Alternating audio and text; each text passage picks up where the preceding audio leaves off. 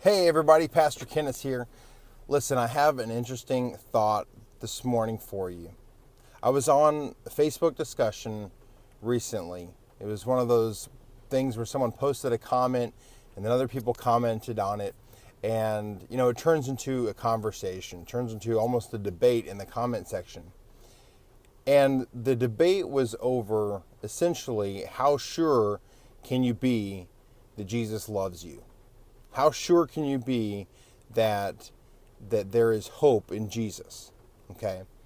And there's this idea in our world that is something like this, that it's you someone else's opinion, someone else's idea of what's right and what's wrong may or may not be true, but you can't say that it's not true. Okay? So if I, for example, were to say 2 plus 2 equals 5, well, if you know anything about math, that is an untrue statement. 2 plus 2 equals 4. I could be convinced 2 plus 2 equals 5.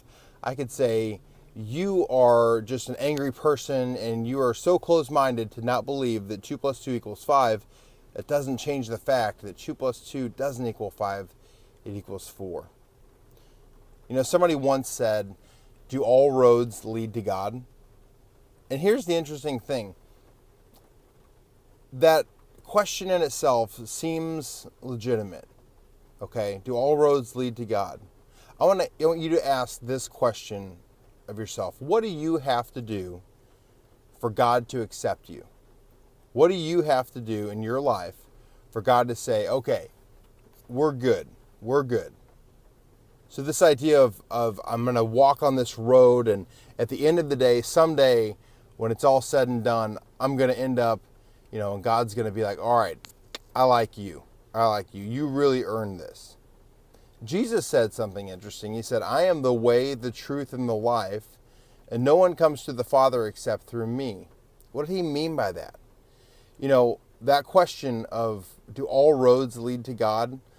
The answer is no.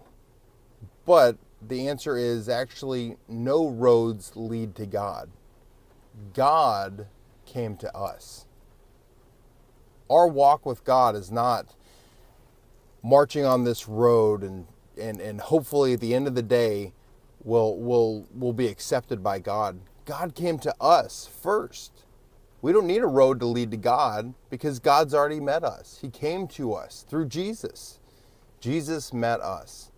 So when Jesus says, I am the way, the truth, and the life, no one goes to the Father except through me, he's not saying you got to walk my way long. He's saying right here, I am the door right here, right now. And so when I ask that question, what do you have to do in order to be saved? What do you have to do in order to be accepted by God?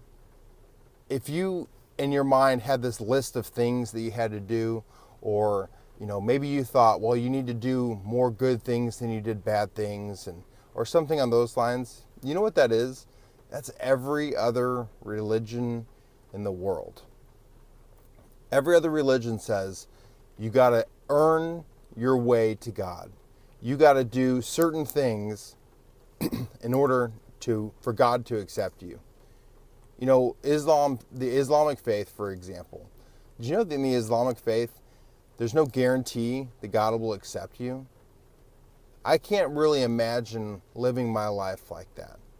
Knowing Jesus the way that I know Jesus, I can't imagine praying 5 times a day, being totally devout in my religion, and not knowing that I'm going to be accepted by God. Because on day 1, Jesus accepted me. I didn't have to do anything. I didn't have to be perfect. I didn't have to do anything special. There was no guarantees of what I would do, but there was a guarantee that Jesus has already paid the price for me. So if you thought that question, and when I asked that question, if you thought, well, I need to do this, I need to get better at this, and just erase that from your mind right now. That right there is 2 plus 2 equals 5. But let me tell you this. Jesus is the way, the truth, and the life. And it's not something that we have to do. It's something he did for us. And I just wanted to encourage you today with that, because our hope is in Jesus. And hope doesn't mean, oh, I hope that it's going to be okay. Our hope is a confidence. We have confidence that Jesus is the way, the truth, and the life. But I want to know what you have to say about it. Is that something that you've ever struggled with? Is that something that idea of, does God accept me or not? Or what do I have to do to get saved? I want to hear from you. So you talk about that. You post it in the comments below if you're watching this video on YouTube.